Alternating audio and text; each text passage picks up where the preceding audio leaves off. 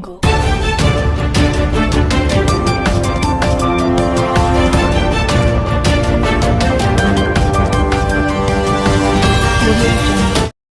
Times of Gujarat ન્યૂઝમાં આપનું હાર્દિક સ્વાગત છે. વાત કરીશું આજના મુખ્ય સમાચારની. આજરોજ વડોદરા શહેરના એમજી રોડ ઉપર ભરચક વિસ્તારમાં એક મકાનમાં અચાનક આગ લાગી હતી. આગ લાગતા સ્થાનિકો દ્વારા ફાયર બ્રિગેડને જાણ કરાતા ફાયર લશ્કરો ઘટના સ્થળે બંબો લઈ દોડી આવ્યા હતા અને આગને કાબૂમાં કરી હતી. કોઈ જાનહાનિના સમાચારો હાલમાં નથી. Report Shoaib Shaikh, cameraman Imran Multani, Vadodara, Gujarat.